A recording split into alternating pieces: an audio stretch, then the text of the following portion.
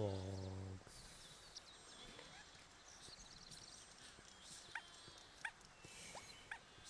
Did I name this one? No, I haven't. Hmm. And we are live.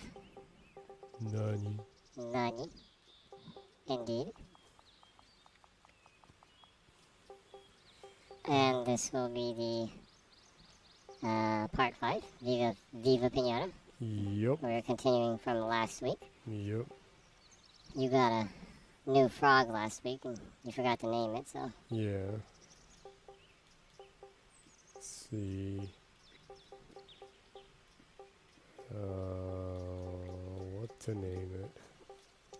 Frogger? I guess. You might want to, since you're doing like game-based names, Yeah. you could do you can Yeah. also No, give no, games no. retro. I can. Yeah. I can name them off of OG Konami games. Old Konami games. Metal Gear. Well, the snake I named Metal Gear. Okay, well, you can name it ER Kung Fu if you want. Yeah. Goemon also. Yeah, that's a good one. You can also name it Boku Dorakira-kun. I'm not sure what was the name of that in English? I have no idea. Kid Dracula or something? I think it was something like that. Yeah.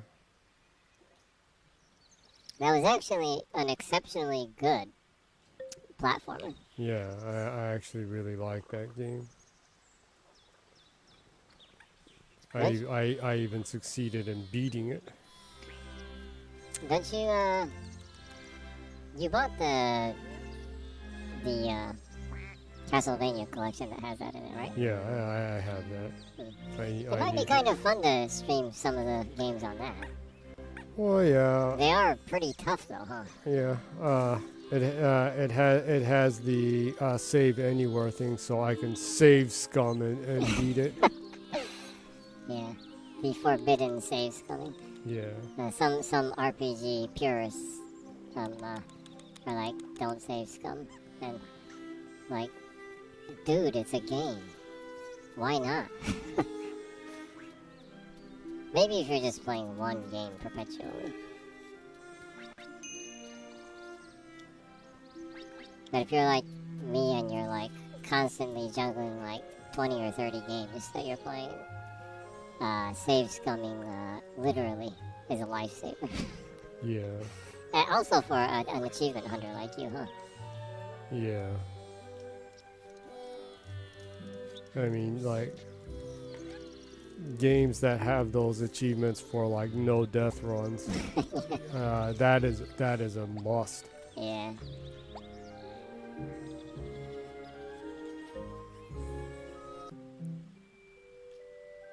Oh, I do have these in my garden. I mean, you completed. You actually got all the achievements on Cuphead.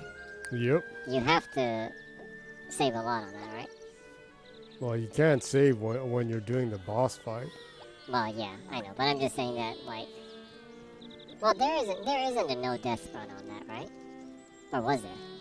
Well, there isn't a no death run, but you have to like not die or only die once to get S rank on hard. Oh, okay. Well, in that case, yeah, save scumming is pretty important, huh?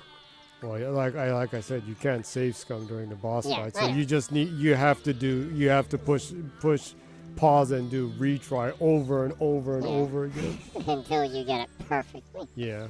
Yeah. That is one of my proudest completions. I've been naming the foxes. Pretzel. What should I name the foxes?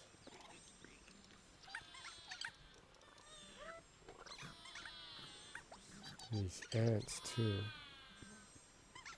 Well, you can name. It's really random, but you can name the foxes off of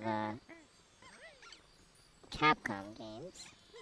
But you have a Resident Evil series. Oh, I know. You just said Capcom. That reminded me. I don't have one of these.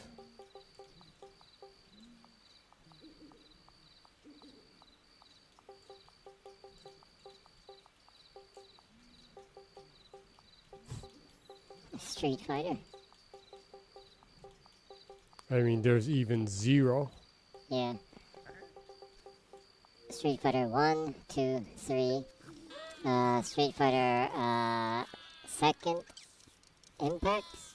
The super like no, it's 2 dash, then super, then like Super X. Yeah, well, with 2, there's like Street Fighter 2, Street Fighter 2 Turbo, Yeah, Street Fighter 2 Turbo Dash. Oh yeah, it was Turbo, then Turbo Dash. Huh? Yeah, and then Street Fighter 2 Super. Yeah, and then 2 Super X, huh? I think so.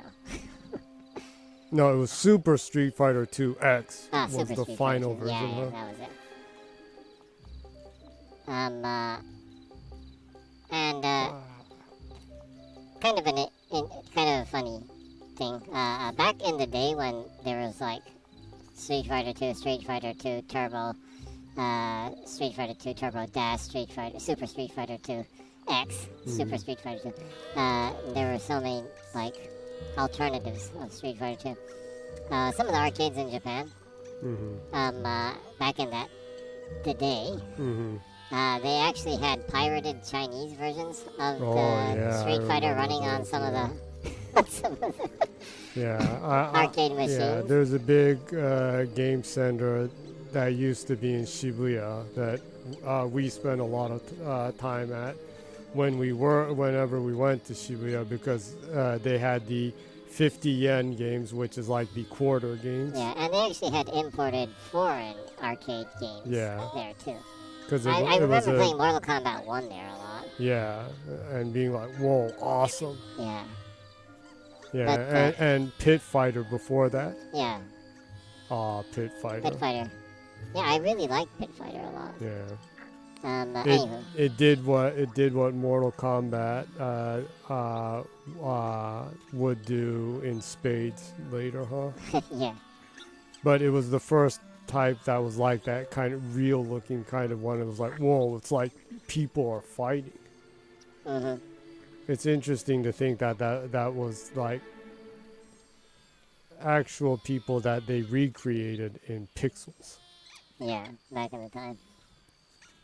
It was taking like the rotoscoping that you saw in earlier games like Karateka to the next Karateka. Veronica. Elvis Costello.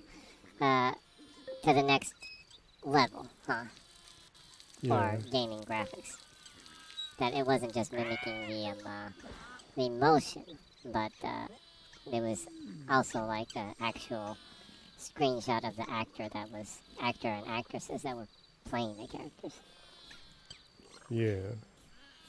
Yeah, but going way back, the Super Street Fighter 2, they had pirated versions of Street Fighter 2.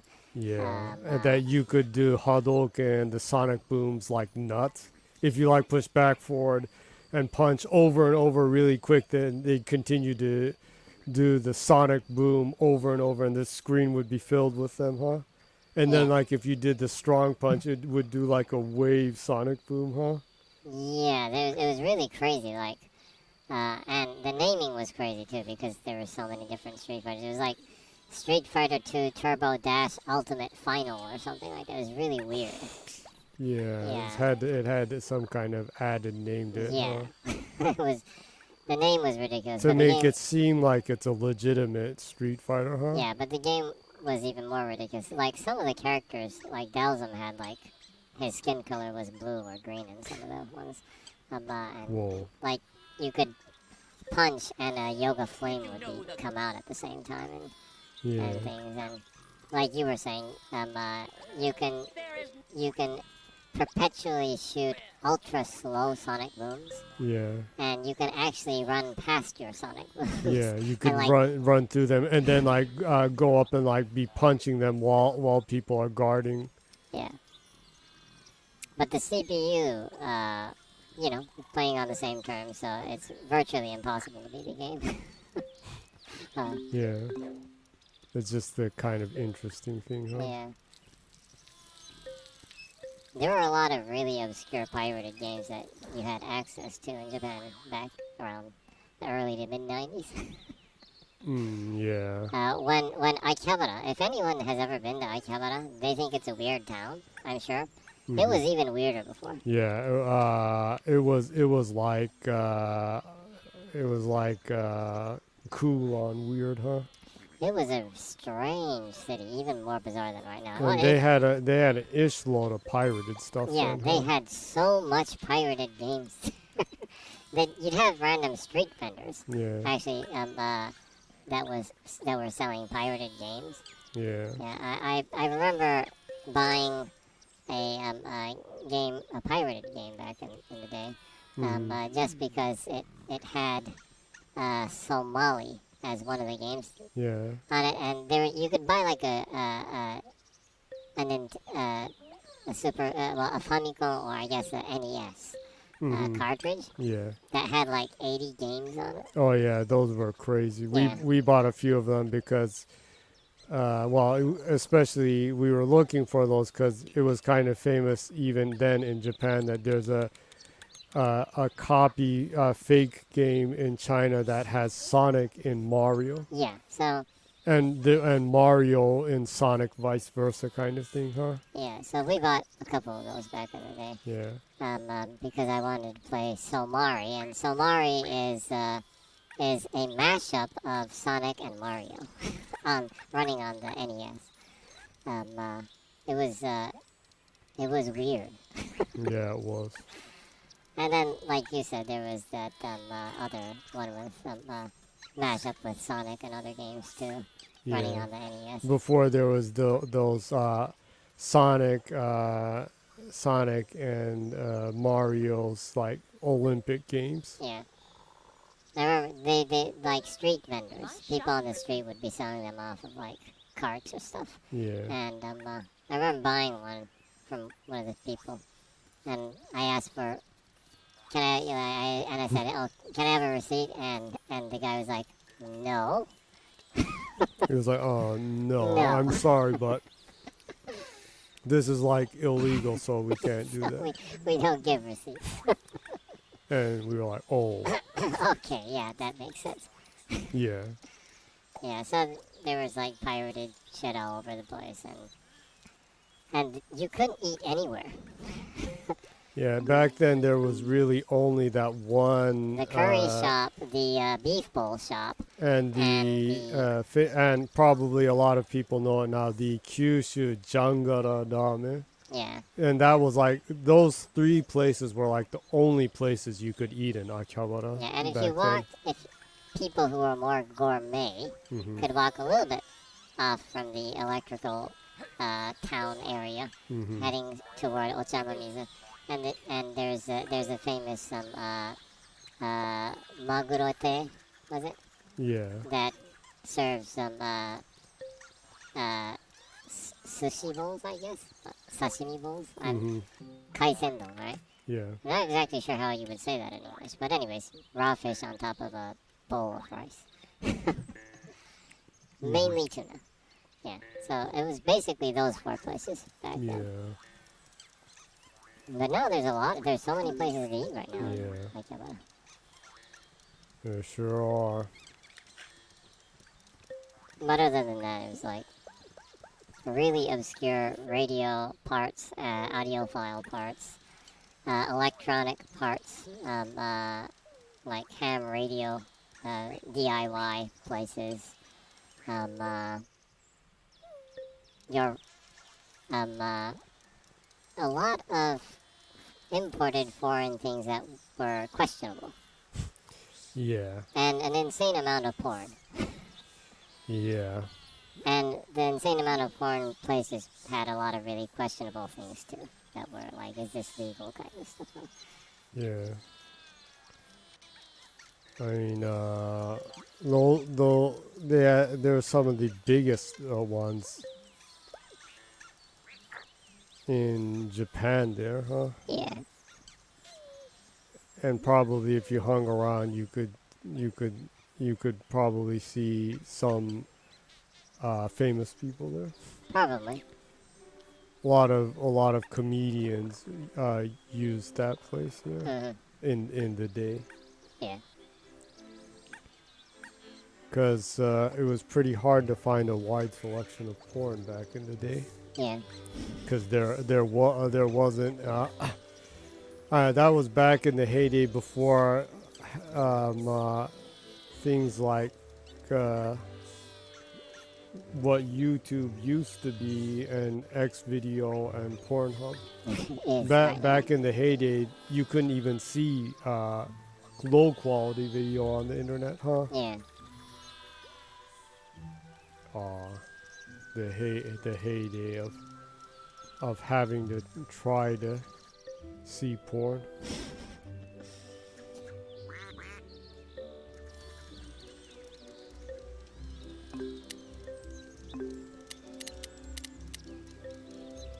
yeah. So Good it evening. was a Sure you don't much want more to donate bizarre it city rather than than it is sell right it? now. But actually, it's still a really bizarre city. Yeah, Actually, it you have was. maids, and you have maids and ninja or female ninja or kunoichi, and like women dressed up as Good evening. male So butlers, I'm not the only person who can't afford Yeah. to sleep around Well, and here. that stuff's still around now. yeah. Come But on I know I'm in. saying that right now I'll it's take it Oh it's easy. yeah, actually yeah, strange in a different direction. I yeah. guess It is. Yeah. it's a little bit more wholesome, I guess. But Back Okay, finish shopping for now? but back in the day, though. I mean, what was it? Yeah, this one's now a resident. This, what was I gonna say? What was it? Damn it! I can't remember what it was I was gonna say about Aichara. me talking about like the maid cafes and butler cafes and Oh yeah. Damn it! Why can't I remember what it was I was gonna say? instrument stores. Oh, there still are. Yeah, there's a lot less than before, but Yeah, yeah, but there's I mean, most of them are on the station next to it in Ochanomizu, where several of the major universities are in Japan. yeah. It's strange that the university area there are a lot of instrument stores. Yeah, well, there's like the Keombu and things like that, and Yeah, the people that were kind of dabbling in music in high school, like would look for friends in universities that were also dabbling in music, and they'd like hit the I didn't have. live. Uh-huh. Well, I was Live just gonna thing ask. around I it. didn't have a house for the quackberries, did I? I don't think so. I'll try making one then. Yeah, I knocked off early today. And yesterday. So, Yeah, but even Ochanomizu has a lot less instrument stores than before. As soon as you've decided Huh. where to yeah, well, several of them have closed. Yeah. Yeah. Or kind of combined, there we go. because like each instrument store had like 5 different stores within like this like 4 or 5 blocks. Yeah. Well, it's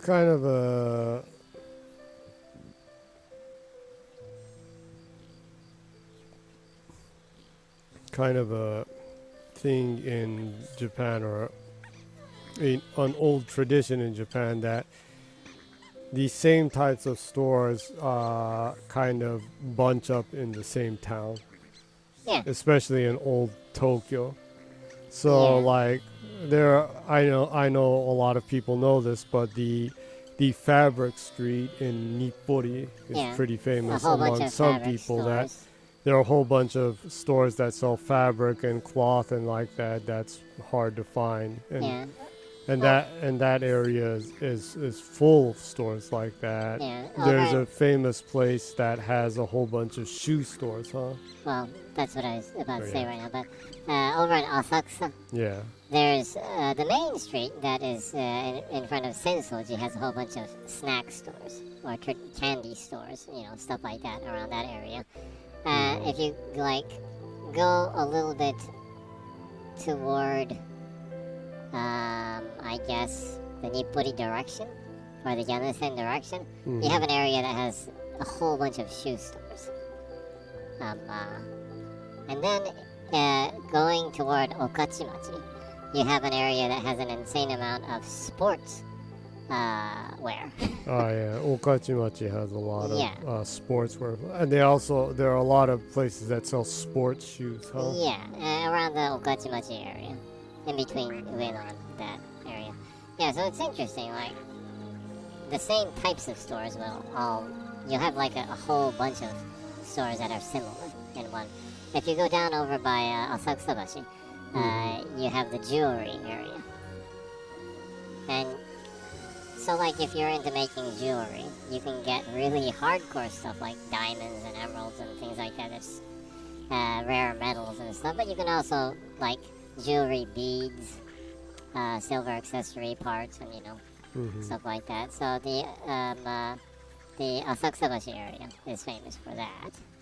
And of course, if you go up from the Asakusabashi area, you get an Akihabara, and that was, DIY electronics stores all kind of gathered in that area. Good day to you. Yeah, and It extending warms along my there, heart going to see into the place rising from the ashes. Ochanomizu, And my soul you had all fallen the on hard instrument times. stores and I everything. hate to ask, Yeah. There's a small street that used to have a lot of, and also going more further into Kanda, you have the area that is a whole bunch of bookstores. Yeah, and a lot of used bookstores, huh? Mhm. That have old books from pre 1900s. Yeah, so actually, if you know, like, if anyone like is planning on taking a trip to Japan on vacation and stuff, if you get off at like the Ueno area, it's not really a long walk.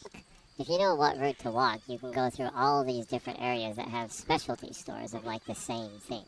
It's kind of fun to check out those areas because they have a shit ton of variety.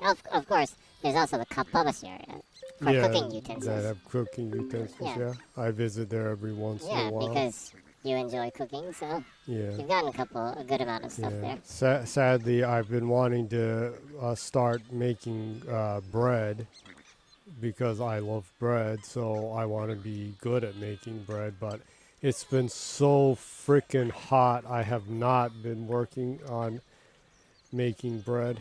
Yeah, having the air conditioner on and the oven on full blast during the summer in a relatively small house is kind of suicide, happy for me. Yeah.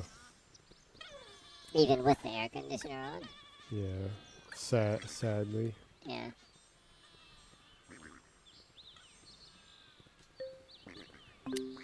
Especially here in Japan with the humidity being so insanely high. That's one thing that, like, it's really different, right? Yeah. In America where it's hot but it's fairly dry. Yeah. And Mexico too. Yeah, but It's- hot and humid is just like, and boy, is that life-threatening. It's funny because a lot of Mexican luchadors that come to Japan for wrestling are always the first time they come to Japan are always freaked out at how humid it is, and they're like, "This is unbearable, man. Yeah, It's like hell on earth, man. it's hotter How do than you guys Mexico. live here?" But the temperature is actually higher in Mexico, but it feels so much more hotter when the humidity is that high. It's hard to breathe. Yeah. Very much so, yes. Have you been able to keep Dr. Kevorkian away? He hasn't Are you selling? appeared recently, yes. The garden is getting more colorful. Yeah, pretty colorful. Yeah, there are more animals here. I haven't had them residents, but these rabbits have been coming frequently. It's colored though, so it's already a part of your. Well, it is, but see, oh wait, you're right. It's just these are the romance requirements, Yeah. huh? It needs to eat a daisy to have. To get freaky Yeah. every freaking night and every freaking day. I wanna get freaky with you. I miss the days when they didn't swear in R&B songs. Yeah, it's like. I liked it when they were creative. Yeah, when they would think of how they can make suggestive lyrics that you could hear on the radio. I still think one of the most kinkiest songs ever written is Maxi Priest "Push It." Hmm. It's amazing because he does not refer in any way to sex at all, but he conveys sex by saying, "I want to make you sweat till you can't sweat no more, and if you cry out, I want to push some more." It's like he's not saying it, but you can imagine it, and it's extremely graphic. It's more graphic than actually just outright saying, explaining himself directly, huh? He's not like, girl, I want to fuck you up. Fuck you up till you can't walk no more. Yeah, it's strangely that kind of sounds comical almost. Yeah, it sounds comical, but it's but the way it is put in the Push It song, it's not direct, and yet it's so suggestive that you can imagine it. Yeah, exactly. Because people's imagination is much worse than what can actually happen in real Yeah. life. There are some dark places with imagination of the human mind. Yeah. It's almost as dark as the DC universe, where they have a psychopath, sex offender, criminals playing superheroes. Yeah.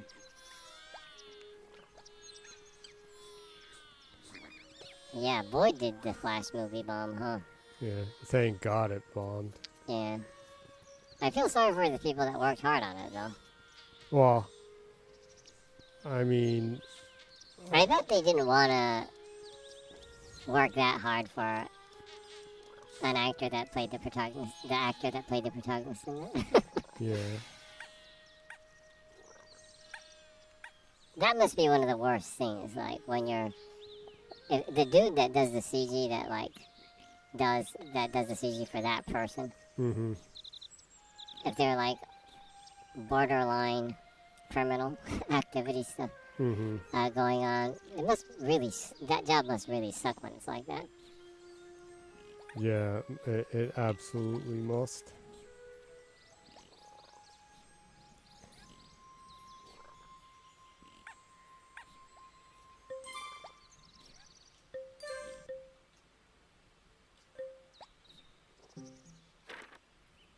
Oh, yeah. Before we are doing the stream for 30 minutes. Do you want to introduce yourself before it gets too far in the stream? Why, yes. Okay. Go for it.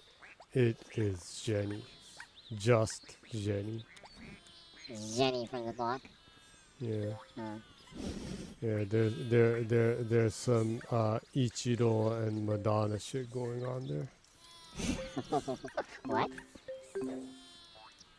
Just a name. Oh, okay. No family name there. Yeah, Given name only. yeah.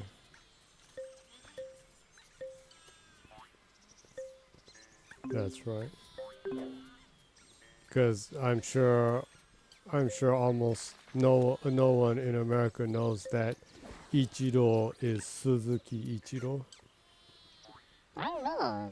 Sports fans probably know. But the casual but even thing. on even on the back of his Uniform, uniform, it it's just just said said Ichiro. And the reason why he became famous for the one name is kind of funny because when he became a member of the Oryx the Oryx Blue Waves, Mhm. when he started his professional baseball career, there was already a Suzuki on the main roster, and they can't just have two Suzuki on the main roster or And they were both like playing that. the outfield, right? Yeah, Yeah, so and like so on they're the like, TV screen, on the monitors, you see like Suzuki, Suzuki. yeah, It's like, which one? What? What? yeah. So to not make it confusing, uh, the then coach manager was like, well, instead of Suzuki, why don't we just use Ichiro? Your given name. So it's not confusing when both of you are on the team. Yeah. And in a way, that turned out to be a godsend. Yeah, it became a blessing because it made people more kind of. It gave him more of a friendly angle, I guess. And Right? it was easy to remember. Yeah, it was easy to remember, and it helped people to kind of. More. It gave more of a friendly kind of feel to it by calling the person by their name, not their family name. Yeah,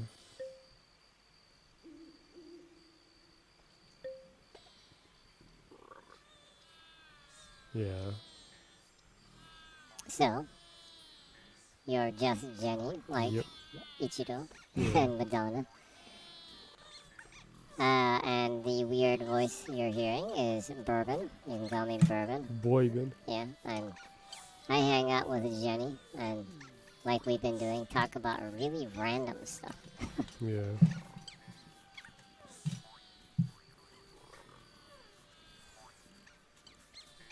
It's talk about random. Has nothing to do with what we were talking about. But hmm, next week's show, you're actually gonna be playing Starfield, huh? yep. I'm very excited about that. Yeah, I'm excited to watch Starfield also. Also play it. I'm so excited. I've been working out a backstory for my character and everything too. Since I like to approach RPGs like that. Yeah, The more geekier, the better for me. yeah. I've been kind of mulling what I want to do. You're saying you're gonna go with like a space pirate? Yeah, I'm gonna go. I'm gonna go as a uh, space One Piece pirate type thing. So you're Gonna going to be the space pirate king. the good space pirate king. You'll Yes, be like and I'll space go Luffy. around and bring chaos and peace to Chaos and planets. order. Peace and Yeah. chaos. And And fun. to be one of the four lords. The Yes. four pirate lords. Yeah, Awesome. That sounds like a lot of fun. yeah. And I already. So you're gonna try to go with a pacifist kind of gameplay then? Mm, Not really. I won't really be pacifist, but I'll. So in that sense, you're not gonna be like Luffy. Well, I mean, it'll be more fun to just like blow the shit out of places. So Depending on the situation. I'll be the good pirate, but I will like blast people to hell and stuff. Yeah. Yeah, that sounds like I fun. already have a clear vision on what kind of pirate and character I'll be making. So Are you gonna make a spaceship that's kind of like the Going Merry? yeah, I'll try to make a spaceship that looks like a ship. Yeah. That's awesome. Either the Going Merry or one that kind of resembles Or the the Sunny? Thousand Sunny. Yeah. Yes. That would be really cool, The actually. Thousand Sunny. You're like My shop. you're going through space in a boat. Yeah. It's really cool. Yeah. And I'll wreak chaos and peace. Hmm. That should be a lot of fun. Yeah, Mega fun to be had. that sounds like a lot of fun. This is a poppy. My character Uh huh.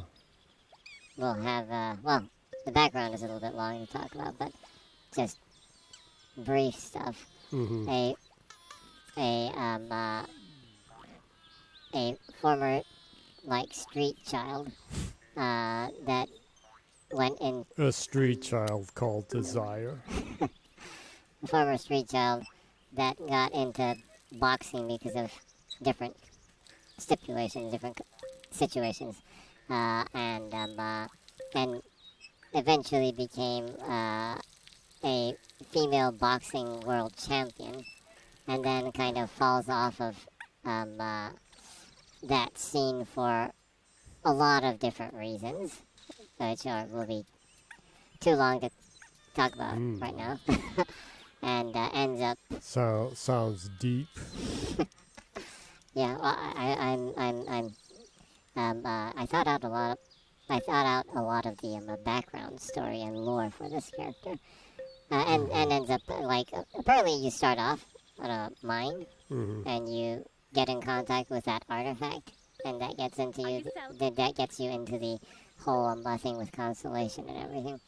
Mm-hmm. So like, and gets gets herself into the situation where she's mining there, and kind of gets a second or a third chance at it with the getting it with constellation and everything, and but has that kind of background. So basically, a good person, and will be totally melee based, and will use some of her street smart skills and have some theft skills and a good talker. Mm-hmm. We'll try not.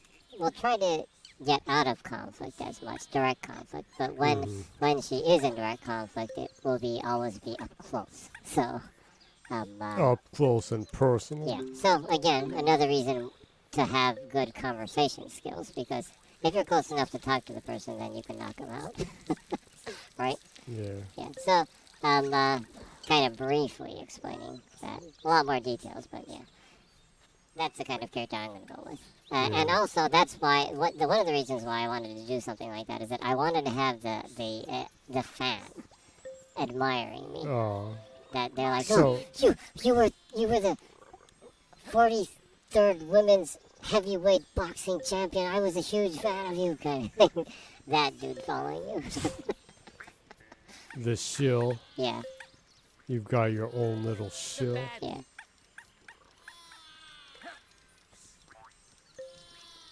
Yeah, that would be pretty funny. Oh, you got a comment from Meebo Rainy Meebo, aka Meebori-san. The Meeble Meister. Yeah, and Mibori-san always leaves comments that are very cryptic that only use emoji or stamps. So I will explain to you what the comment is. It Is that so? Yes, the signature cat with sunglasses, Mm-hmm. and then I guess that would be a either basset hound or a dachshund. I guess a basset hound maybe. No, I don't know. Well, with a that type of dog with a chef's hat, Mm-hmm. and then pineapple on pizza, Pineapple on pizza. and then 5 cats with sunglasses. So I would assume that this is a pizza party at a pizzeria, and that the pizza artisan is a dog chef, and they serve pineapple pizza or Hawaiian so? pizza. Actually, that would be an interesting one to prompt. An Italian pizzeria that serves Hawaiian pizza. pineapple on pizza that is run by a dog serving that pizza to 5 to 6 cats with sunglasses. What the? That's quite disturbing. Yeah, that would be an interesting one to prompt on Bring Image Creator. The other day there was like a chef one too. And I tried prompting that. It was pretty bizarre. Also, there was Mibori-san sent the last time Mibori-san sent a comment, it was cats with sunglasses and then a dancing like emoji and a dragon. So it was like a dancing party with dragons and cats. So I prompted that, and like the dragons and the cats kind of merged into one being. So I had dragon cats that were dancing, which is kind of cool. Dragon cats. Some of them look like what's that DreamWorks movie? The what was the name of that movie? It's the Hick and the Dragon. Yeah, I think so. Yeah, it kind of looked like that. So we had dancing dragon cats. Some of them were kind of disturbing. Some of the images were kind of disturbing, but some of them were actually kind of cute. F1 2009. Yeah, there are a lot of F1 games, so I thought it would only be appropriate to start naming ones with F1 names. Isn't like F1 and Madden kind of cheating though? Well, I mean, it's hard to come up with ones that have a whole bunch of numberings on them. Yeah, I know. You can go with companies though. Like, I guess I can. if you went with Take Two, you could have like GTA 1, GTA 2, GTA 1, and then like GTA 2, and then like GTA San Andreas, San Andreas. Vice City, Vice City. GTA 4.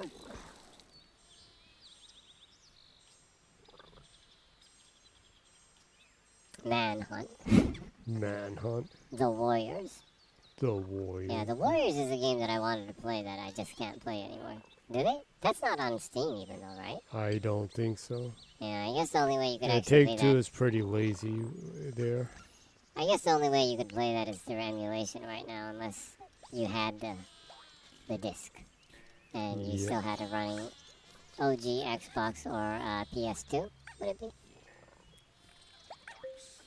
It was around then, huh? Yeah. Good evening. Thank you. Come again. And bring more money next time. Yeah. No, really. I think you need to get is there only a PS2 version of that? Wasn't it on the OG Xbox? You're not gonna ask me to do Wa- an all was it? nighter, are you? I think there was. I think it was really limited though. I think so.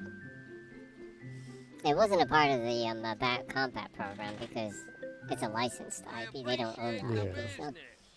Well, I don't remember if it was on the OG, but I do know the PS version is pretty expensive. Yeah. Well, maybe you should watch the movie first. Yeah, I'd like to watch the movie. I wonder if it's like on Netflix or Amazon Prime or something. It might be on the Unix one. Huh. That's not one in America or Europe. But.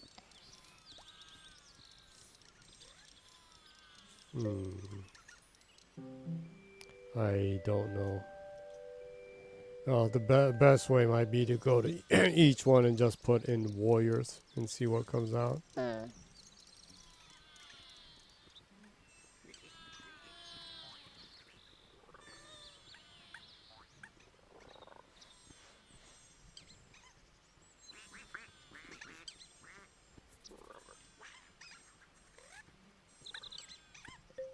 Sunflower. Poppy. Okay, Poppy. Oh.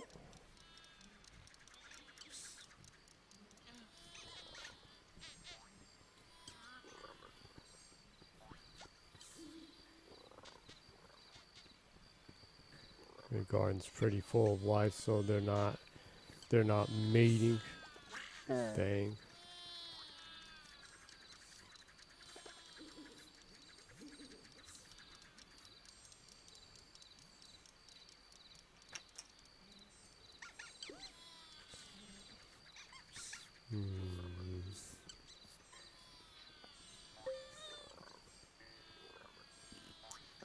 Might want to get rid of some of the trees then, huh?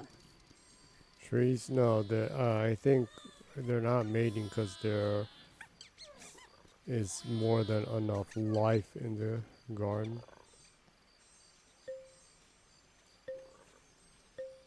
My shop.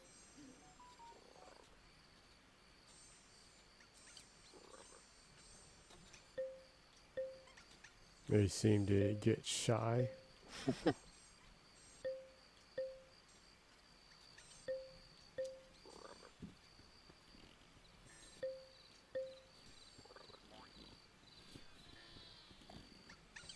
Seedles. Seedles. Seeds are very important, or there would be no plants. And then the pin.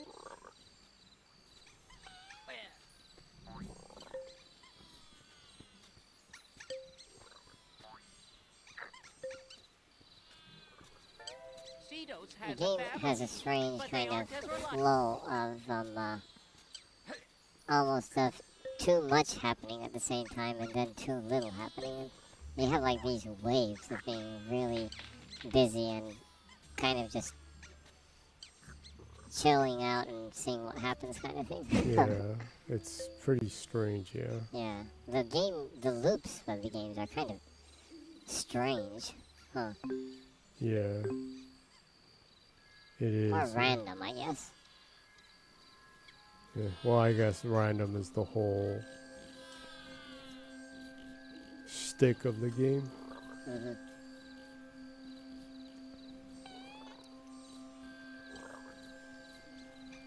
So, what have you been playing recently? Lots of stuff. A lot of Monster Hunter as usual, and they finally added the final update for Rise Sunbreak, so Oh yeah, you already beat the last boss, right? yeah, I beat the Amatsu and I also beat the Vilcana. Oh really?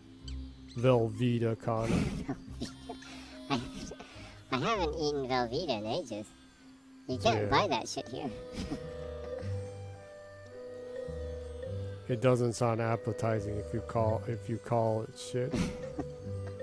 Are you selling? Well, Can I'm I? not. It almost sounds cruel. Yeah, well, I don't mean it in that sense. You mean it as the good shit, Yeah, right? the good shit. Yeah, Velveeta's good. Basically a block of processed cheese, right? Basically. That Yeah. melts more easily than normal processed cheese, I guess. I think that's what its shtick was Yeah. supposed to be, yeah. You can make cheese dip with it easily, right? Yeah, I think that's what the case was. Hmm. Yes. Yeah, it would be good for cooking, like putting in like making a hamburger, and like throwing it in the oven. You'd have a nice cheese filling easily, right? Mhm. Yeah. So you've been playing a lot of Monster Hunter Rise as usual. Basically, yes. You're getting pretty close to getting all the achievements on it, right? Yeah. What do you have left? Um,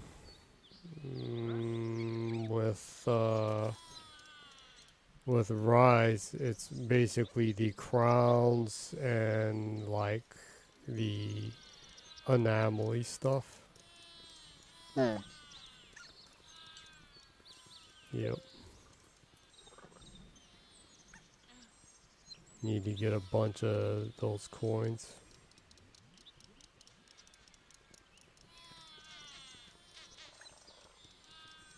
There were some things I kind of left to decide so that I had stuff to do after the final update because I didn't want to push to finish it off before the final update. Because you need to grind anyway, so Yeah. like, get the final, craft the final armor. I and mean, things. if I can get OP armor, why not? Yeah. I wonder if they'll announce Monster Hunter Paradise at the TGS. I hope so. I'm a little skeptical though, since they did just announce the now, was it? Can we see Tyrant now, Hunter? Oh, you got a comment from Saliev. Oh, Oh, Saliev says, "Oh man, I finally caught you two. How are you doing?" hi. I guess relatively good for it continuing to be insanely hot. Yeah. Yeah, You get used to it after a while. yeah. It just is not. Yeah, it's just not cooling off at all. Yeah, but the humidity is going down a little bit, so that's making it a little bit better. Yeah, Saliev says better to be hot than a normie, huh? I guess so. yeah. Yeah, and I'm doing, That's for sure. I'm doing, superb as usual. How are you doing, Salvi? Actually, we were kind of worried about you because the last time we heard from you, you were saying that you had a migraine the size of an elephant. Terrible migraine. Yeah, so we're like, oh, well, I hope Saliev's okay. I mean, you know. So, how are you doing? Is it still insanely hot in Spain also? I hope it's getting a little better.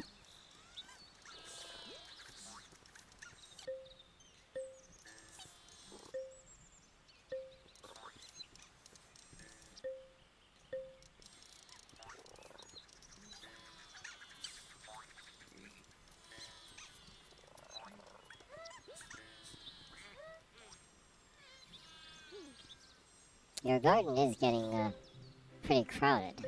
Yeah. I wonder why it's Also not one of the prompting you to like expand on the garden yet. Are you selling? I don't know. Oh, Celia says, I came in on Tuesday to see the last 5 seconds of the stream where Jenny danced while saying goodbye, so I didn't have a chance to even say hello. Oh, well, sorry about that. Yeah, the Metal Gear one was very goofy. Because I had never played. Well, actually, the only Metal Gear I have played so far is Phantom Pain. So Yeah. So you aren't used to the older controls. Yeah. So he says, the migraines are like the same. So, it's been a month and a half of daily and constant migraine. Sorry to hear that. I hope it gets better. Yeah, migraines are terrible, so. yeah.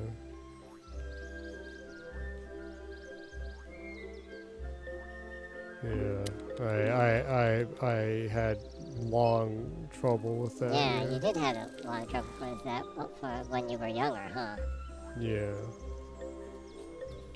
Got the life laundry bug. So he says, I also hope that, but with 42 degrees outside, it's gonna be a no, I'm afraid. Man, 42 degrees. That is frightening. That is just. That hurts me just hearing that. Yeah. I think my body temperature went up just hearing that. I'm sorry to hear that, man. That's scary. I assume that it's not raining very much either then? Because it's weird, because it's not really cooling down in Japan too, but it also is raining a lot less than before. Yeah, It's freaky. bizarre.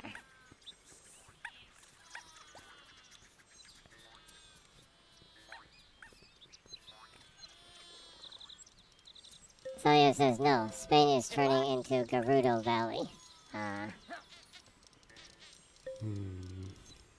Yeah, well, climate change is definitely happening.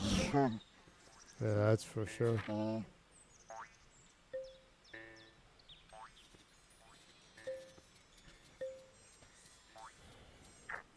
Yeah, it feels like that too here. It's just been hot for the entire summer. Yeah. Exceptionally hot.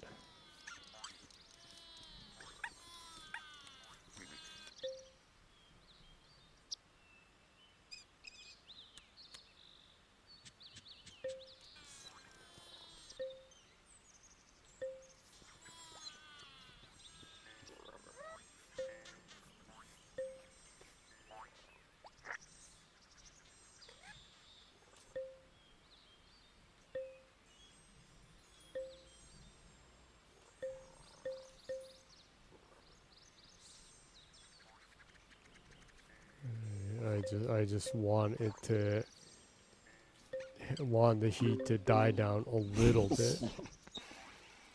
Doesn't everyone?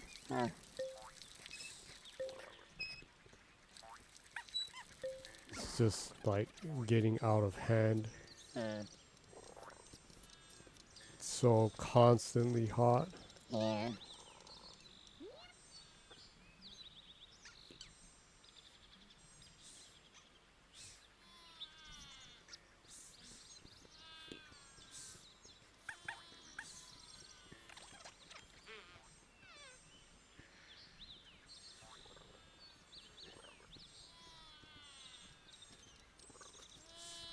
But I assume, at least in the case of Japan, like I was saying, the humidity is going down a little bit, so I assume that it should start getting a little bit cooler. I hope. Mm, It is unusually hot for this time of the year, but yeah. It's still almost as hot as it was during the peak. On the average, it's only went down like about 1, maybe 2, depending on the day. Yeah. So it says, when is the TGS, by the way? The TGS is mid next month. Yeah, September. Yeah. I think it was like it's gonna be a while. It's gonna be the longest TGS that they had. I think it's like going between like the 16th to the 21st or something like that. I was pretty sure. It's like 5 days or something. Yeah. They expect to have the highest number of people attending the TGS actually this year. Which it probably will, because like they're, after like lockdown and all that stuff, they're opening the economy and like very little regulations for attendance of things. Yeah. Some of the events they've had during the summer have been pretty crazy with the numbers of people. Yeah. Yeah.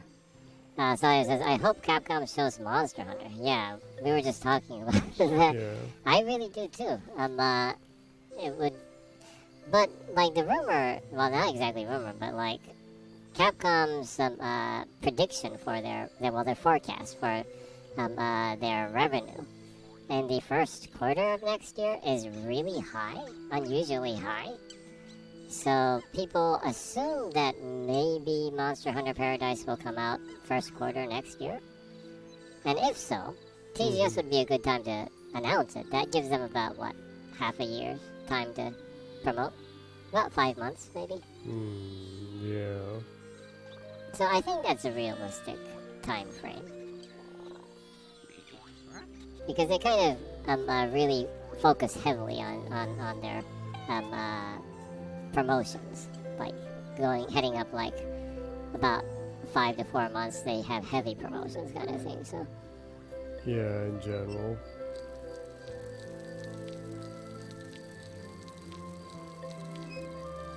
I hope that does happen. Yeah. Yeah, I've gotten close to finishing both of the last 2 ones, so Yeah. I'll need something to do soon. Yeah. Seeds are a garden. They did finally add the last update to all the consoles, so Yeah. So that's good. So he says, I also hope that, but I do fear it's the anniversary of Monster Hunter. So here you go. All flagship monsters for Pokemonster Hunter Go, and that's all. That would really suck. yeah. I would not want them to focus on the Go. Yeah. Or maybe their strangely high prediction has to do with that they think that the Monster Hunter Go will make them insane money. But that's launching next month officially, so that would be last quarter for this year if they have really high revenue, I would assume. So first quarter revenue being really high for next year, I still think they have some kind of flagship title that they'll Well, launch. I'd like to think so. Yeah. I do know the Pragmata game was delayed until indefinite, so Yeah. that won't be first half year. That game looks pretty cool too. I'm actually looking forward to that.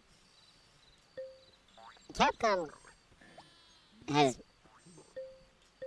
kind of been in a streak, so Yeah. they've been releasing a good stream of games that are high quality. So I highly doubt they'll announce and release RE5 like early next year. yeah, That will probably take some time before they probably. would do it. yeah.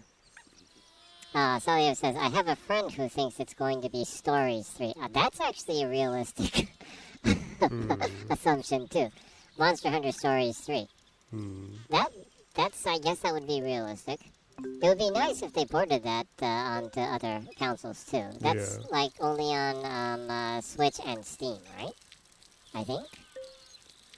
As far as I kind of knew, yeah. Yeah. It'd be nice if that came out on PlayStation and Xbox, also. That'd be cool. Yeah. I've seen a good amount of people saying that they would like to play that on Xbox here in Are you Japan, selling? so kind of have their fingers crossed since they did port Rise to Xbox, even though World wasn't released in Japan on Xbox because of a lot of weird things going on. Weird things. Yeah.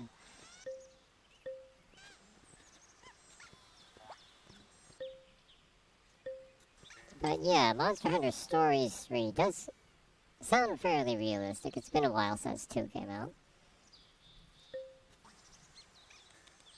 I hear a lot of people really like that game. Did you enjoy the game, Salia, or are you not too much of a fan of that direction? The plain RPG type one. Yeah, this narrative-driven kind of animation-like aesthetics. Kind of, I hate to say it, but kind of kiddie.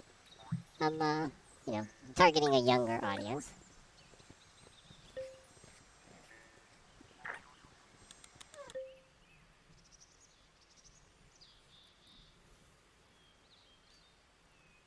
Saya says, I actually did. It's badly balanced, but super fun. Oh, that's good to hear. If it is on Steam, I think it was. I'll probably pick it up then. Sooner or later. Because the designs in that actually were pretty good. Yeah.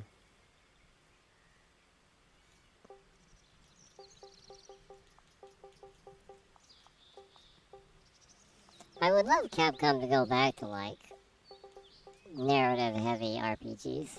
Or, Like the ancient Breath of Fire games. That would be great if they brought it back.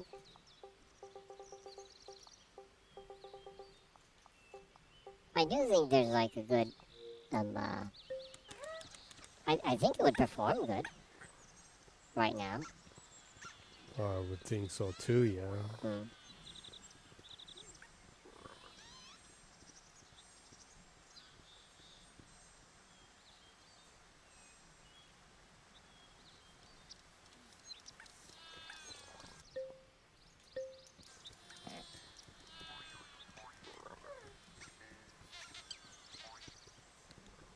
Sayo says, I would like an English translated bundle of the first Shin Megami Tensei games. That would be really great. Yeah. From Atlas, of course, not Capcom. Yeah, the Megami Tensei, the first 3 weren't, translated to English, right? Atlas has had a really weird track record for their translations, huh? Yeah. They've been doing better recently, but they were kind of on and off with their porting to the West in general, huh? Yeah. Yeah, that would be really cool, but I did hear a rumor that that they are working on ports of basically most of the Shin Megami Tensei games. It would be cool if they could do that with for the earliest ones. Yeah. Got the lifelong. If it's like doesn't really. Sayo says, yeah, Persona is my favorite RPG series, and I want to play the games that created them. Yeah. I remember playing. I think it was The one on the Super Famicom, the Super NES. Mm-hmm. I remember playing that. That was so long ago. And it was really cool because it was so different than all the other RPGs. Even then. The original one, I think they had like a sci-fi, like, cosmic space, like sci-fi horror author actually write out all the lore for the series. And it started off with like kind of a mixed media one. He also wrote the story for the OVA, the original video animation also. That kind of lodged together with the game. Really cool concept for all their games. Sawyer says, also, call me crazy, but I miss a trauma center. I wouldn't call you crazy for that.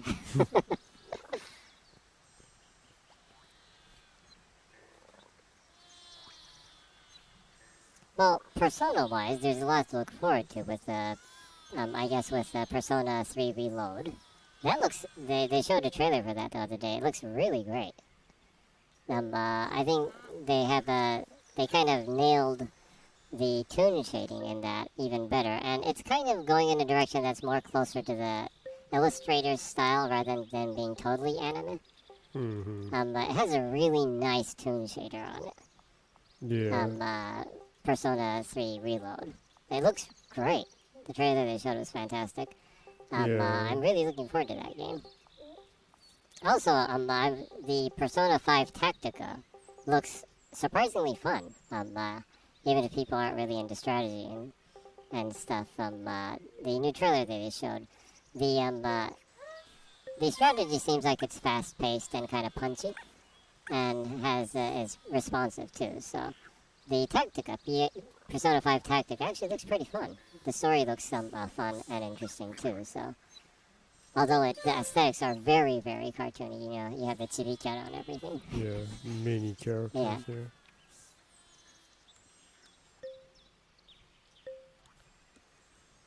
But yeah, Atlas recently has also, similar to Capcom, I guess, have kind of been on a stride, huh? Yeah. Everything they've released has been exceptionally good.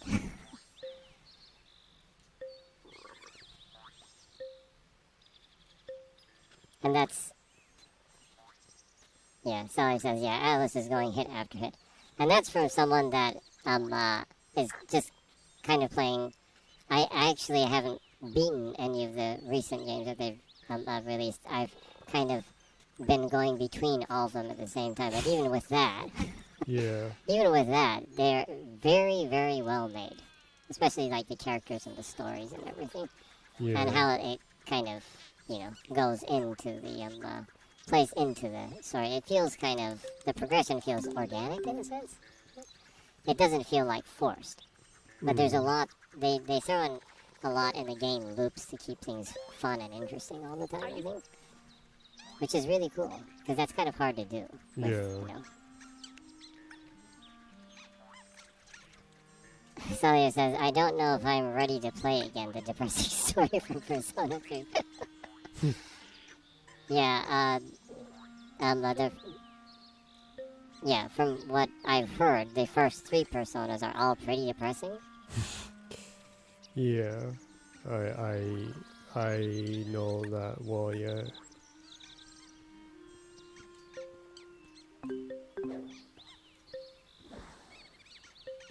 But I guess that's another thing about Atlas. They've always been a company that was really, they kind of, I don't know, kind of counter culture kind of company. Everything they did was really different from everyone. Yeah. They kind of went out of their way to go against the grain, kind of. And I always kind of dug that about them. Even in the fighting game scene, they had the Gouketsuji Ichizoku series. Yeah. What was that? Hot-Blooded Family series in English, was it? I think that's what the name was. Sawyer says, well, 3 is life is shit, let's die. 4 is like, yay, murders, let's be hippie. And 5 is like, we are so cool, dude. That's a very simple and easy to understand way of breaking all 3 of those titles kind of direction down. I guess maybe that's why five was so popular. Huh? I guess. It is really cool. Everything about that game is cool, huh? Like the UI, the option menu is even cool, huh? Yeah. With Persona 5. It's so stylish. Yeah.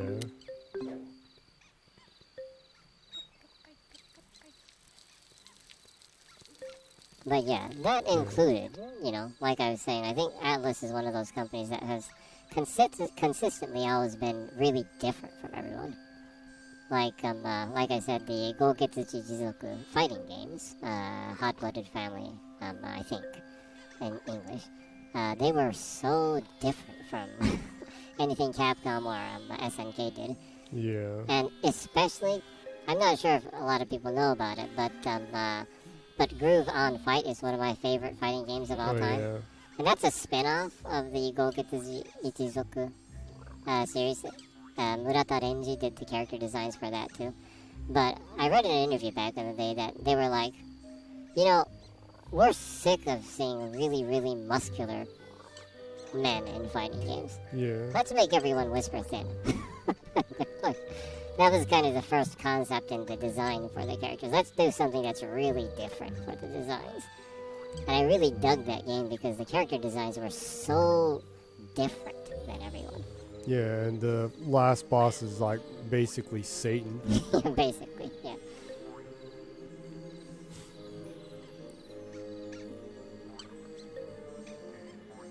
He looks evil and summons like hellhounds and like And like Beelzebub and stuff Yeah. like that. It was a cool game.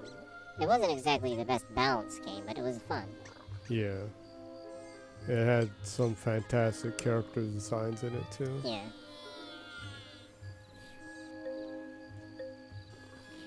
Unfortunately, I think Atlas, the team that made that split off of Atlas later, and I think they own the IP for it, and then that part of the company went down, and a different company owns the IP currently. The guy that owns the IP was saying that he's trying to get those games remastered or re-released on PC, but there's a lot of issues apparently. Yeah. Mainly, he was saying that the Native American American Indian character in it is a serious problem, and for that, he thinks they probably can't re-release the game. Because they don't want a lawsuit and the whole shindig with that stuff. Yeah. Because the Native American community is very, very well, they don't appreciate their culture being displayed in any way they do not think is appropriate. Yeah, well, but rightfully so. Yeah. It's just that to an aspect, it's a little too extreme that they go because you get complaints and lawsuits for just wearing the old like Indian outfits in like Western movies. Yeah, well, but like I said, rightfully so, though. So it's not anyone's choice to make that is outside of that culture. So it is what it is. It's a little sad though when it gets to the point where things that aren't being offensive, that are kind of poking at people's misconceptions of that, gets in that way. Because the Native American character that was in that was like a white dude that is like totally into that. So it's like It's more satire. yeah, than the it satire is that he's like so into that. Yeah, it's more satire. That entire game series is totally satire, actually. Yeah. But inappropriate, right? So I can understand why that was a no-no. That is a no-no right now. Yeah. Yeah. I just wish they would just release it without the character because the other characters are pretty entertaining and good. Yeah. That one was too, but it seems to touch unneeded buttons. Yeah. Yeah, Salia says, yeah. nowadays, anything that's different, if you use it, it's the cultural appropriation that I hate so much. Like Mexicans, right? Automod bot. Actually, the auto moderation didn't ban that comment. What was the deal with that know. thing with just the Mexican food thing, and then it like was like this comment Was inappropriate. as inappropriate. And has to be authorized by the. That was so That weird. was really weird. And that's the only time that ever happened in any of our streams, huh? Yeah, and it wasn't even really. It wasn't offensive at all. Yeah, I generally agree too with the cultural appropriation thing being more of a problem than it is bringing light toward, putting light on issues that should be talked about. So I do agree with that. I'm generally not for that either because you know, being multiracial myself and seeing so much misinterpretations of Japanese culture in a lot of Western like movies and things, that doesn't really offend me in a sense. Weirdly, I get it, you know. It's and generally Japanese people are like that too. Yeah. They don't really complain too much when there's like something that's so really obviously wrong. Yeah. And I mean, there's a lot of that. It's so like cringe when quote Asians and Japanese people come out in like American movies. Yeah, but that's absolutely, that's okay. I mean, Yeah. Saya says, I don't care, mate. If I wear a kimono, would you feel disrespect? Because if you need a Spain pass to wear matador suits, you already have one from me. Yeah, absolutely. Yeah. I actually, it's kind of, a lot of times it's kind of the opposite. Like, if you walk, if you go to Asakusa, the Sensoji area, they like rent kimono and older clothes to people that come Yeah, for sightseeing. And whenever see you a go whole by bunch of, there are always tourists that are wearing those and taking pictures Yeah. along the riverside. and generally that's like looked at. People are kind of happy that people are appreciating or enjoying the culture. So it's there isn't there's very little of that over here. To an extent, you can even say the cyberpunk aesthetic itself is somewhat um, how would you say it? Well, Well, you borrowing. could say it's misinterpreted Yeah. Asian culture, kind of. Yeah, but that's actually people love that stuff in Japan. Yeah. Actually, yeah. So his culture is to be shared. At least is what I think. Yeah, absolutely. I totally agree with that. Yeah. I like that. I really like when I see things like that. Like a game that's coming out rather soon, like Minako's Market, an indie game. That is really, really not incorrect, right? But it's obviously inspired a lot by Japanese culture and stuff. But it's insanely cute, and the designs are fantastical on it. I'm actually really looking forward to that, and I have no problem with it trying to do its own thing. I think, and I've seen a lot of Japanese gamers saying that they're looking forward to that too. So I Yeah. don't think that's much of an issue over here, unless you're like going out of your way to try to offend people. Yeah. As long as it's shared in a way that is kind of celebrating it, I don't really think it's an issue, even if it's like a misinterpretation, even. Well, I mean, honestly, My shop music spread around the world through Yeah, misinterpretation. exactly. Every country did its version of what they thought like rock was. Yeah. And that is like, music is one of the best forms of shared culture, evolving into its own thing. Art, too, I mean, like, Yeah. yeah, people love anime aesthetics, but a lot of that actually is actually, some of it is actually Japanese artists and mangaka kind of interpreting some of the early animation Yeah. that was in the black and white age, Yeah. and kind of taking their approach on that, and Yeah. and some of that actually is Japanese interpretation of Western Yeah. art styles even. Well, I mean, like most of the early manga artists were, especially the, for instance, like Tezuka Osamu, who is the like god Godfather of animation. of and manga. animation, one of the mangaka, was heavily influenced by Disney and comics. Comic strips yeah. and earlier, like stuff from the Yeah. West too. So, yeah, I think Yeah, like and sharing. the I guess it depends on where you're from, but Monkey Punch that did the Lupin the third one. Hmm. He was heavily influenced by like satire comics from America, like the Mad magazine. Hmm. So he had a very kind of distinct art form. Hmm. The same with like the person who does the Cobra ones. Ah, yeah, Terasawa Buichi. Yeah, that's heavily influenced by American 70s sci-fi. Yeah. Yeah, I think that's like how culture evolves into something new all the time by Yeah. sharing and interpreting in your own way.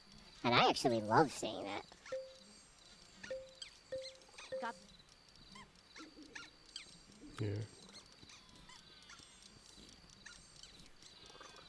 As as long to be fair, as long as it's not like intentionally trying to be offensive, but Like Um, Barbenheimer, uh, which is like insanely offensive. I guess. I think the problem is that the internet is bringing globalization early that we are ready from. Since people need to feel special, and culture is one of those things that make people feel special, so they fear they will lose that if their culture is everywhere. Oh yeah, that's definitely an aspect of it too. When my man. Yeah, I do think that's probably one of the major angles of that. Being too Yeah. protective of your culture because you feel like that's a part of your identity and your value so much. Mm. Yeah. I don't know, maybe I'm weird, but I don't I love all Japanese culture stuff, especially the subculture things. I grew up on that, but at the same time I'm not too, I don't know. My identity doesn't rely on that. Yeah. I don't think that's what makes me special growing up in that culture. But maybe I'm weird because like I'm multiracial and kind of multicultural, so maybe that's why I don't identify with that as strongly as some people. But I kind of, think that's how people are here in general. Yeah. I don't think people are too protective of that here. Yeah. In fact, to an extent, even now, to an extent, manga and anime and games are kind of shunned at too. There is an angle like that right now Yeah. still. Well, So. it's bizarrely there's the least respect in Japan. Yeah, it's really weird in that sense. Yeah, There's it's still, like anime is for kids and like that, and there's still that crowd Yeah. that's very vocal about that.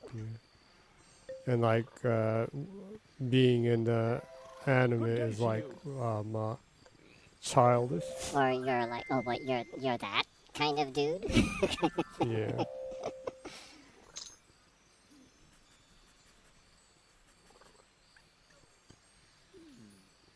Yeah, but yeah, I think The Hero Academy series is more deep than 90% of American cinema. Americans.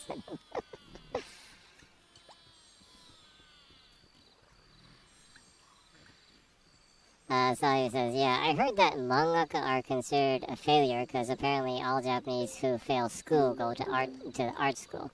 There is kind of the like you go like if you're from like say the countryside and you come to Tokyo to try to get into a good college, that is one of the angles where some people they can't get into like say Todai or Waseda, the Ivy League The colleges, Ivy League schools, yeah. and then they apply for the art schools. But Yeah. those art schools are pretty hard to get into too, actually. but yeah, In reality, in yeah, they're pretty reality, hard. yeah. But yeah, that there is an angle like that. Yeah. But and also, I guess there's so many mangaka in Japan that it really is like it's interesting though because like say Oda Eiichiro that does One Piece, and I guess Kishimoto that does Naruto, like they have some of the highest incomes Yeah. in Japan. Period. Because CEOs in Japan don't make very much money. It was rumored that when there was the earthquake in Kumamoto where Oda Ichiro comes from, though there's no real number, apparently he donated about 80 million to his home town. Apparently, the rumor is that, but becoming a famous mangaka in Japan is probably the best paying job, one of the best paying jobs in Japan. Yeah. There's that aspect, but there's so many mangaka that there's an insane amount of people that barely make it all the time too. So Yeah. yeah. Sawyer says, well, I think nowadays manga competition is so high that it's hard to create a hit. That's definitely true. Yeah. But interestingly, I think a lot of creators in Japan are actually happy about this. Is that I don't know, maybe because of stuff like Netflix and Amazon Prime and exportation of like Japanese culture, Yeah. subculture like through anime. That's actually helping the baseline sales go up on the export side. Yeah. So it's on one side, it might be harder to make a mega hit now, but it might be easier to make like something that is well received, at least. Interestingly, Yeah. yeah, you get a lot more niche things that turn into kind of hits right now compared to before. But the competition is really stiff. I mean, like, it's insane. Yeah. But there are different ways to make money with that right now, so yeah. I guess it's probably maybe it might be kind of similar to the game industry in that sense. An indie company can have a really big hit, and like smaller places can have hits, well, much more than before. Yeah. But it's harder to make a mega hit now, maybe. Yeah. Definitely.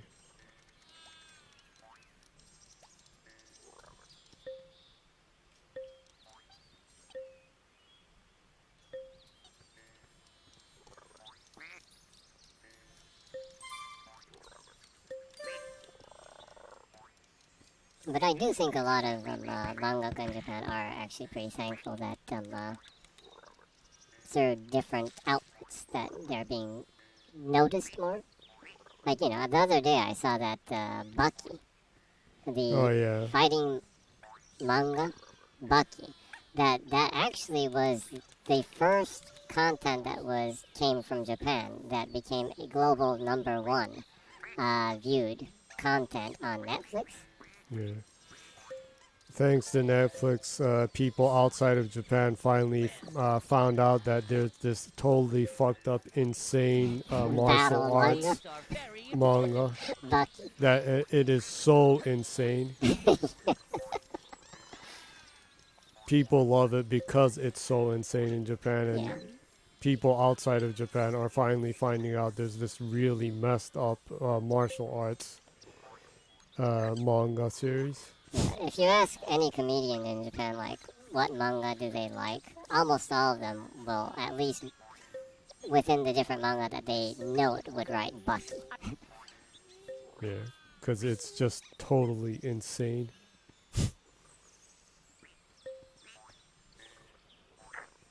So he says, I started watching Record of Ragnarok a while back, and I love how stupid and inaccurate it is. Yeah, I actually enjoy things like that too. A lot of it's interesting. It's like, there's like what is it? A lot a lot of manga do go full throttle on the entertainment side. Like yeah, fuck accuracy. yeah,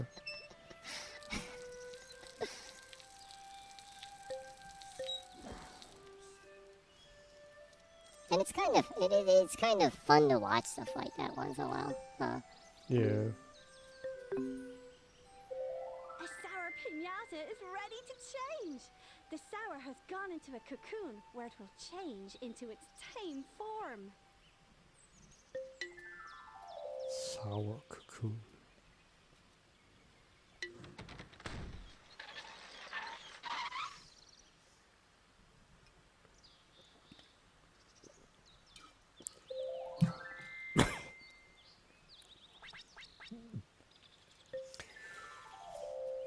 Yeah, that reminds me that I do appreciate that, and it can be interesting. Um, there's like a whole series in Japan called Ikki Tolsen that is basically the Three Kingdoms story in China of the fight of the Three Kingdoms.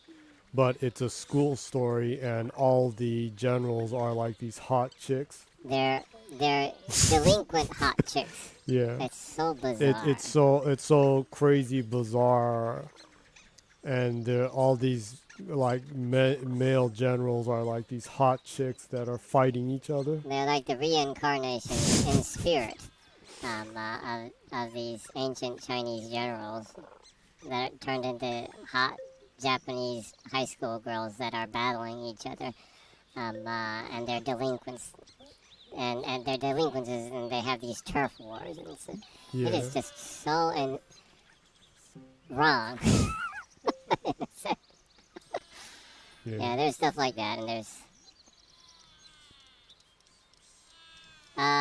Sawyer says, didn't you have an all-female version of the Sengoku Jidai as well? Actually, yeah. there's A too lot many of- to a actually lot of name. them, yes. I actually I bought a 360 game a while ago that isn't backwards compatible. That is an entire game like that.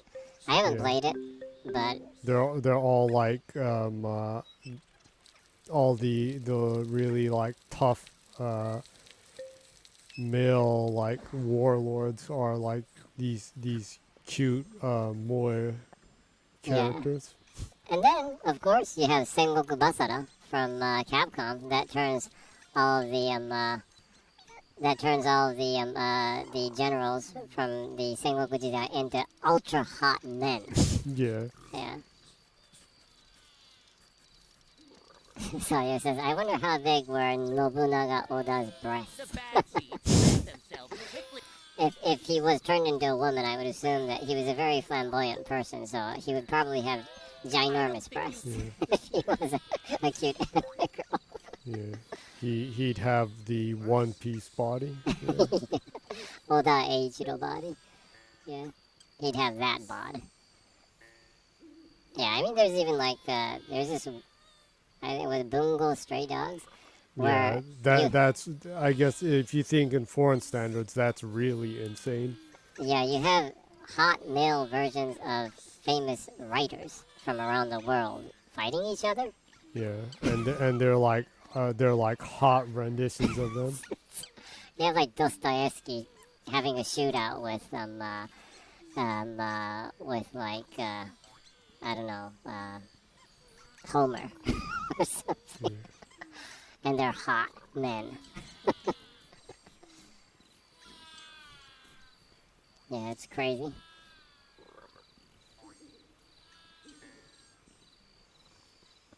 So, yes. her hot body burnt the temple by itself. Yeah. And the Honnoji no head with Nobunaga. She was so hot, the temple.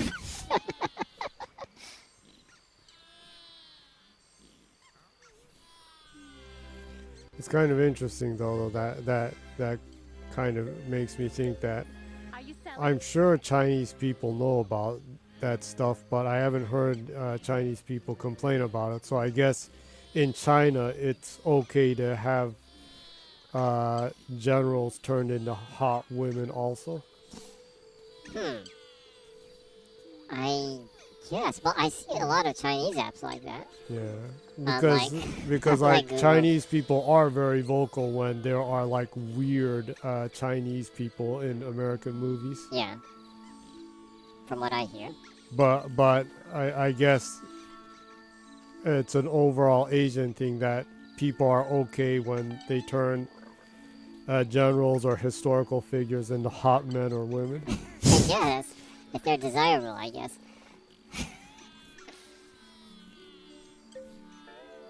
She don't. Sawyer says, I don't think the Chinese mind it at all. I mean, have you seen Lu Bu's muscles in Ragnarok? He doesn't have a six-pack. He has a 24-pack. Yeah, that the person who draws the manga really takes the physique and like goes over the top with it, huh? Yeah. They have like 24 packs, and then their pecs are like bulging out, and they have like whisper thin waists and everything. It's Yeah. pretty crazy. Yeah, and also, what is it? Like for example, the Koleis, Sangoku Muso, the Sangoku the dynasty game. Yeah. Uh, they basically turn all their generals into hot men and women too, and from what I know, that's a pretty popular series in China. Enough that they made like a film adaptation version of it. So I guess it's totally okay. Yeah. That was full on kung fu, huh? Yeah. Also, the Kingdom manga is absolutely incorrect historically, but I haven't, at least I haven't seen people that were insanely upset about that or anything. Yeah. You'd think it's the first emperor of China, story-wise, so it would probably rub some people the wrong way, but I haven't really seen stuff like that. Maybe there are, though, I don't know. I don't know. I think I would have heard about people being upset about it, but no. So it's like really out there. But then again, I guess maybe in China, historical things are like really out there too. I guess. Things turn into myth, and myths turn into legend. So maybe that's kind of a, I don't know, it might be a cultural thing. Like in Japan, too, a lot of history is like mythical legend, right? Yeah. Like Shotoku Taishi apparently didn't even exist. Yeah. Apparently, yeah. Yeah, he's not in the history books anymore. Yeah. Some of the history before written history just gets kind of turned into folklore. Yeah. Mhm. But personally, I find stuff like that fun. As of someone who likes history, I like kind of like that aspect of it too. And I think it's okay to have fun with history too. Like Sawyer said, the Ragnarok one is like so insanely stupid and Yeah. incorrect.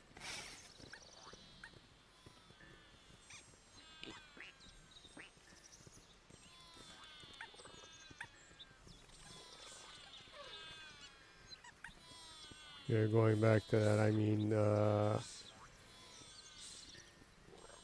what was that? I know, what was it?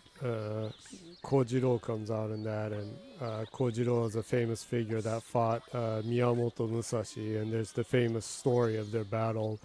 But apparently there is no real Kojiro that fought Miyamoto Musashi, checking history books. Yeah. And the only person that seems to resemble that was like an old guy that just like totally got his ass kicked by him. Yeah. There's weird stuff like that in going on. But it's like in myth, he was this like attractive young sword master that fought him and was neck and neck to him, but lost in a tragic way. Yeah. Celio says, yeah, according to it, Hercules was a normal guy who drank Zeus's blood. So he's like a vampire. And he takes his powers by that. Now that's pretty crazy. Also, Celio says, Kojiro Sasaki is depicted as a total loser who lost all his fights in an era where duels were to the death. Yeah, so in that case, historically, it seems like he didn't even exist. Yeah. So I guess that's, correct because it's fiction. Yeah. Yeah. It's interesting because there's like different people with that name that existed at that same time. Some of them were young, some of them were old, but it doesn't really seem like they actually duped Musashi out on Ganryujima in reality. Yeah. So it's weird why that story turned into like a legend in the first place. Maybe some guy that got his ass kicked by him was like, I was so close. Maybe. And like he like totally cheated and beat me, man. Yeah. And so no one would know he was lying. He was like, well, we fought on that island off of here, and no one saw it. Yeah, and that's why he chose an island that no one lived on, right? Because there were no witnesses.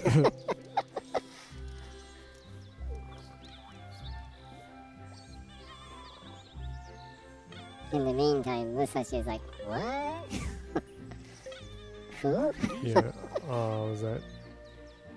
Yeah, because that first that became a question in more recent history when people were studying the books that Miyamoto Musashi wrote in his lifetime and the chronicles of his life, that this Kojiro figure does not come out in any of his books. In his writings or anything. So they thought that was weird and started researching that, and it just seems like this guy may not like really have even existed. Yeah. Or it was just some kind of tall tale that some guy that got his ass kicked by him like made up, like I was so close to beating him kind of thing. Yeah, but that's one thing that's kind of interesting about Japanese history is that a lot of it was written down by people that were very well educated and wrote down like local history, or you know, so it says it's hilarious to see Musashi tearing the book of the Five Rings in pieces while in tears because Kojiro is the ultimate samurai, so the book doesn't doesn't mean anything. I need to watch that. That even in writing, that's hilarious. Yeah, that is pretty wacky. Yeah. Yeah, but like going back, one of the interesting things about Japanese history is that the historians that are trying to archive a lot of older history need to go through like Japan has a lot of written history and preserved in local places, like in Otera and Jinja and things. And a lot of the Jushoku and the Obosan that were very well learned wrote down local history. Yeah. And government officials also. They were all very well learned, and they could write very well. The problem with a lot of history is that it's written so superbly well, like really well written cursive in a sense, that it's almost impossible to read a lot of times. There is that serious problem, yeah. Yeah, so a lot of historians have a lot of trouble deciphering like this person's the way they write kanji. because they are so like insanely masterful or almost artistic in the way that they write kanji that it's impossible to read to anyone other than the person who wrote it. So there's a lot of I assume that a lot of some of the misconceptions or some of the things that are kind of obscure might have to do with that. Like some of the kanji, even in Japanese, like a famous name Saito in Japanese, the kanji sai. There's like it's weird. Just in Japanese, there's like 5 different versions of that kanji. Yeah. And that happened because, like in the Edo period, when people were given family names, where they weren't just had their given name, and people like thought, hey, Saito is a cool name. It looks cool, and they decided to go for Saito, like say, Ichiro or Saito Jiro or whatever. And then the government officials that documented everything were like, the Sai kanji is really hard, actually. Mm-hmm. So they wrote it incorrect, but it became an official document. And so the people that got that name actually had to go with the wrong version of the kanji character. So Yeah. just in Japan, although the Sai kanji comes from China, just in Japan there's like 5 different variants of the Sai. Wasn't there even more? I think there might be. Yeah. And some of them are like total, like gibberish. Yeah, they're like totally written wrong. Yeah, because the people that documented the namings for the official government papers back in that time, like wrote it wrong. And it's interesting, but strange.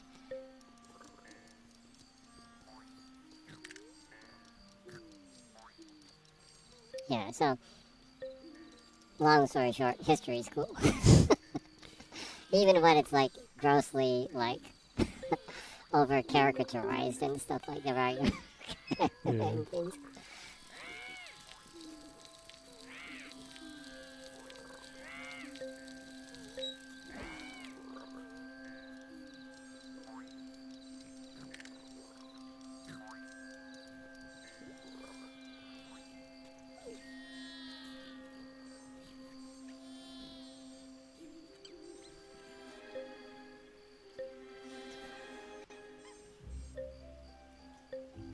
So it's hard to tell if, like, at the beginning of the stream, compared to the beginning of the stream, if your garden has grown that much. How's it going? Well, I have a lot of plants and stuff and a lot of animals, but haven't been able to expand on it. I don't know. Maybe you're getting to a point where you might want to like check guides on how you expand the garden, so you can get more different types of animals into it. Possibly, yeah. Anywho, I mean, at least for a while, this will be the last time you'll be streaming this game. So I guess it would probably be meaningful to check up on guides and kind of grow your garden when you do come back at some time. I Since, guess, yeah. Next week you're going to be streaming Starfield, right? Yeah.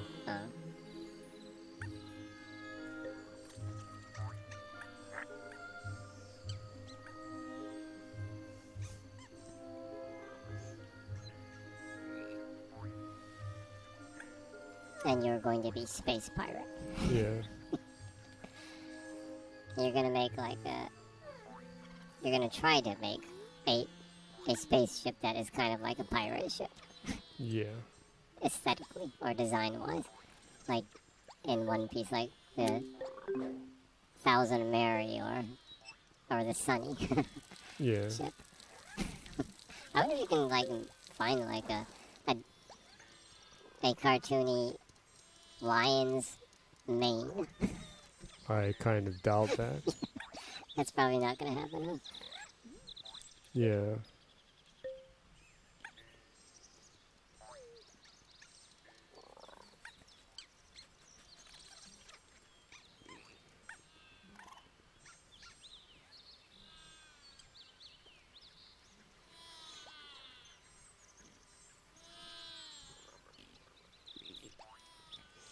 Going back to that though, I guess maybe that because there isn't a lot of that, there's the problem with stuff like ancient aliens in like white community.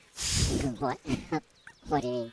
That there isn't like comics or literature that like really exaggerates stuff That over exaggerate? that is like, well, how pyramids, ancient aliens, Ah. Aztecs, ancient Oh, so aliens. you're saying that because there isn't as much things kind of poking or kind of having fun with different historic things, and that gives us space, an open space for like conspiracy theories to kind Yeah, of jump in and jack that. yeah, Sawyer says, "Are ancients aliens?" yeah. I That don't know. That I brings have up I have another question. always wondered that. Yeah, I guess if they are ancient aliens and if they have been on Earth long enough, are they alien anymore? That is an interesting question, Yeah. right?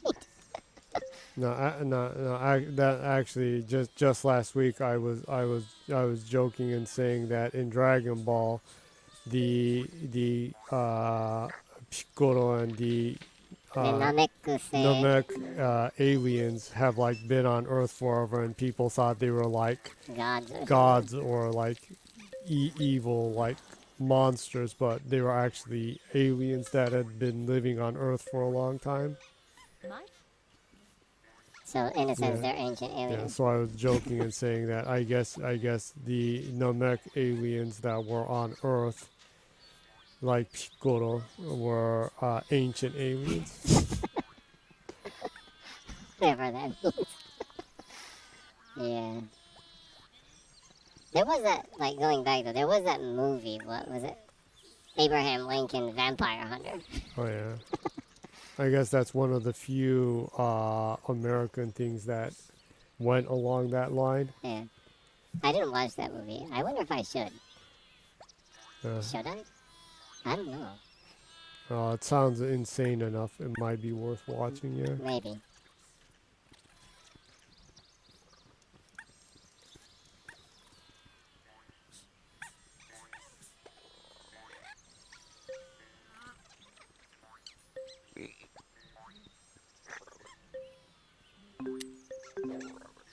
Celia says, I've watched Vampires versus the Bronx, and I survived it. Vampires versus the Vampires Bronx. versus... That sounds fun. That is very bizarre. Yeah. I watched Zombie Strippers and survived it. Oh yeah. It was a crazy movie. Yeah, Damn, that was a shitty movie. Yeah. But it was the goofy shitty. Zalia says in big font, and every white person is a bad guy. I gotta watch that then. Vampires versus the Bronx. Every white person is a bad guy. Yeah. The zombie stripper movie though, yeah, at least at the least and at the core it was a goofy horror one. Yeah, it wasn't. I mean, it even had the late Robert Englund in it that played Freddy Oh yeah. as the like sleazy strip club manager. And There's something special about the really, really trashy horror movie genre. yeah, It's interesting because it's like that everywhere. Like in Japan too, there's like the really sleazy horror genre too. yeah. People, I don't know, people love that stuff. And strangely, like everywhere, those sleazy cheap ones like almost always have like porn stars with them. Yeah, you're right. Yeah. A lot of the cheap sleazy horror stuff has porn stars in it in Japan too. Yeah. That zombie stripper movie had Jenna Jameson in it too. Maybe globalization happened much earlier than we thought it did. In, Through B in, horror movies. in cheap horror movies, yeah.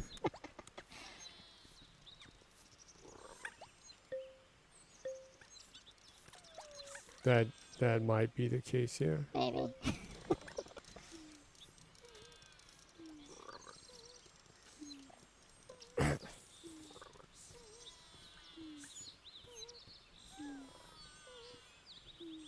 Did I miss something? What do you mean? Did you miss something? About what? Oh, You're talking about in the game? No, I just thought you were pointing at something. So. No. Okay.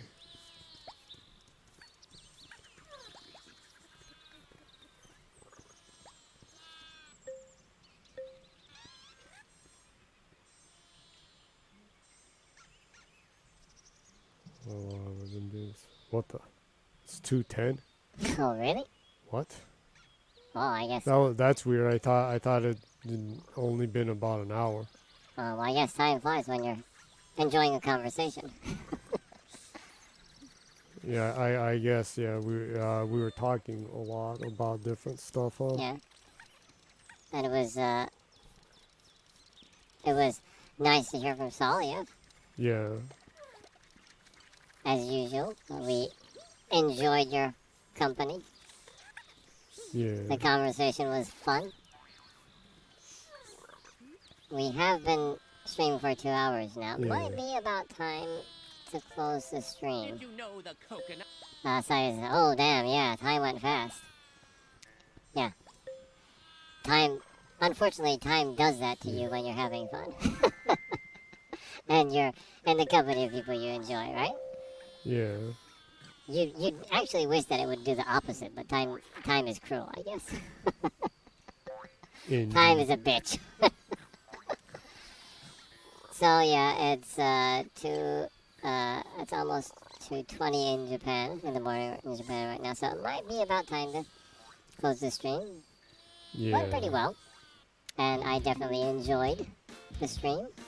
That was great talking to Salyev. I'm glad that It was entertaining talking about inaccurate history and exaggerated history. Yeah. That's always a fun topic. Yeah. And globalization through horror. So I guess it's about the right time to stop. Yeah. Mm-hmm. Salyev says, "Take care, you too. Thanks for the stream." Thank you. Thank you for the comments. You made the stream much better. Yeah. It's always a pleasure to talk with you. I hope your migraines magically go away, and you are free from all the suffering. The migraines and the insane heat. Yeah. I hope so. So thank you very much. So go ahead and wrap it up then, Jenny. Okay. Thank you, Salia, and everyone who stopped by.